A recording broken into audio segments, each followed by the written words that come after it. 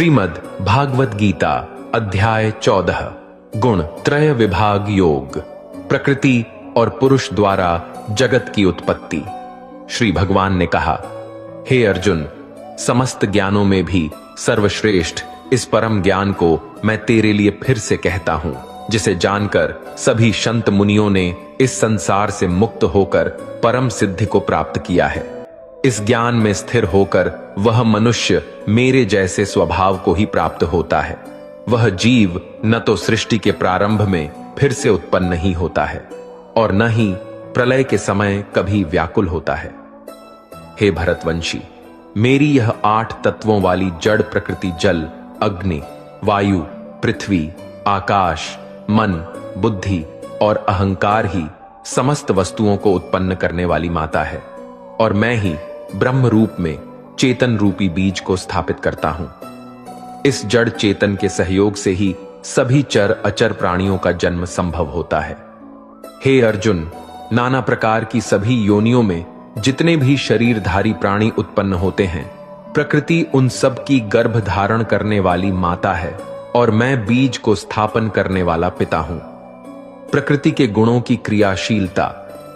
हे महाबाहु अर्जुन, सात्विक गुण, राजसिक गुण और तामसिक गुण, ये तीनों गुण भौतिक प्रकृति से ही उत्पन्न होते हैं। प्रकृति से उत्पन्न तीनों गुणों के कारण ही अविनाशी जीवात्मा शरीर में बंध जाती है। हे निष्पाप अर्जुन, सतोगुण अन्य गुणों की अपेक्षा अधिक शुद्ध होने के कारण पाप कर्मों से जीव को मुक्त करके आत्मा को प्रकाशित करने वाला होता है, जिससे जीव सुख और ज्ञान के अहंकार में बंध जाता है। हे कुंती पुत्र, रजोगुण को कामनाओं और लोभ के कारण उत्पन्न हुआ समझ, जिसके कारण शरीरधारी जीव सकाम कर्मों में बंध जाता है। हे भरतवंशी, तमोगुण को शरीर के प्रति मोह के कारण अज्ञान से उत्पन्न हुआ समझ, जिसके कारण जीव प्रमाद, आलस्य और निद्रा द्वारा बंध जाता है। हे अर्जुन, सतोगुण मनुष्य को सुख में बांधता है, रजोगुण मनुष्य को सकाम कर्म में बांधता है और तमोगुण मनुष्य के ज्ञान को आच्छादित कर प्रमाद में बांधता है। हे भरतवंशी अर्जुन, रजोगुण और तमोगुण के घटने पर सतोगुण बढ़ता है, सतोगुण और रजोगुण के घटने पर तमोगुण बढ़ता है। इसी प्रकार तमोगुण और सतोगुण के घटने पर रजोगुण बढ़ता है।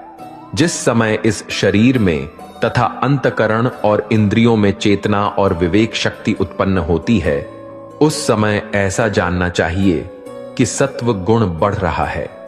हे भरतवंशियों में श्रेष्ठ, रजोगुण की वृद्धि होने पर लोग फल की इच्छा से कार्यों को करने की प्रवृत्ति और मन की चंचलता के कारण विषय भोगों को भोगने की अनियंत्रित इच्छा बढ़ने लगती है। हे कुरुवंशी अर्जुन, जब तमोगुण विशेष वृद्धि को प्राप्त होता है, तब अज्ञान रूपी अंधकार, कर्तव्य कर्मों को न करने की प्रवृत्ति, पागलपन की अवस्था और मोह के कारण न करने योग्य कार्य करने की प्रवृत्ति बढ़ने लगती है। जब कोई मनुष्य सतोगुण की वृद्धि होने पर मृत्यु को प्राप्त होता है, तब वह उत्तम कर्म करने वालों के निर्मल स्वर्ग लोकों को प्राप्त होता है।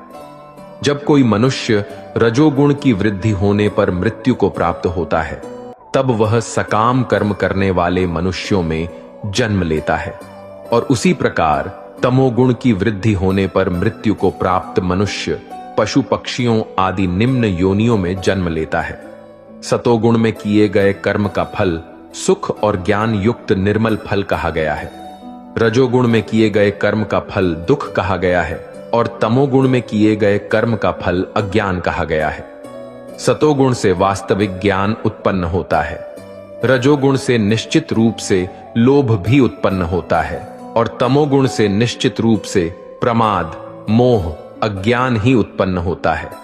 सतोगुण में स्थित जीव स्वर्ग के उच्च लोकों को जाता है, रजोगुण में स्थित जीव मध्य में पृथ्वी लोक में ही रह जाते हैं और तमोगुण में स्थित जीव पशु आदि नीच योनियों में नरक को जाते हैं।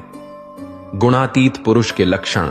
जब कोई मनुष्य प्रकृति के तीनों गुणों के अतिरिक्त अन्य किसी को करता नहीं देखता है, और स्वयं को दृष्टा रूप से देखता है, तब वह प्रकृति के तीनों गुणों से परे स्थित होकर मुझ परमात्मा को जानकर मेरे दिव्य स्वभाव को ही प्राप्त होता है। जब शरीरधारी जीव प्रकृति के इन तीनों गुणों को पार कर जाता है, तब वह जन्म, मृत्यु, बुढ़ापा तथा सभी प्रकार के कष्टों से मुक्त होकर इसी जीवन में परम आनंद स्वरूप अमृत का भोग करता है। अर्जुन ने पूछा, हे प्रभु, प्रकृति के तीनों गुणों को पार किया हुआ मनुष्य किन लक्षणों के द्वारा जाना जाता है और उसका आचरण कैसा होता है, तथा वह मनुष्य प्रकृति के तीनों गुणों को किस प्रकार से पार कर पाता है?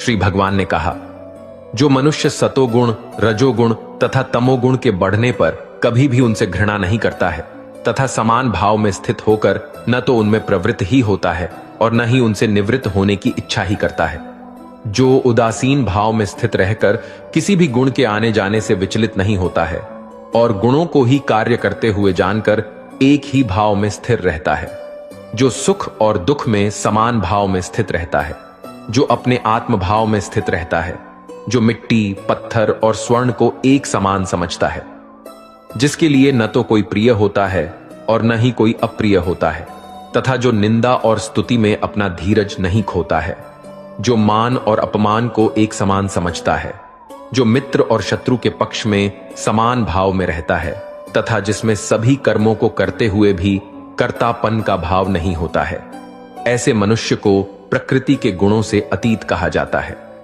जो मनुष्य हर परिस्थिति में बिना विचलित हुए अनन्य भाव से मेरी भक्ति में स्थिर रहता है, वह भक्त प्रकृति के तीनों गुणों को अतिशीघ्र पार करके ब्रह्म पद पर स्थित हो जाता है। उस अविनाशी ब्रह्मा पद का मैं ही अमृत स्वरूप, शाश्वत स्वरूप, धर्म स्वरूप और परम आनंद स्वरूप एकमात्र आश्रय हूं। इस प्रकार उपनिषद, ब्रह्म विद्या तथा योग शास्त्र रूप श्रीमद् भागवत गीता के श्री कृष्ण अर्जुन संवाद में प्राकृतिक गुण विभाग योग नाम का 14वां अध्याय संपूर्ण हुआ।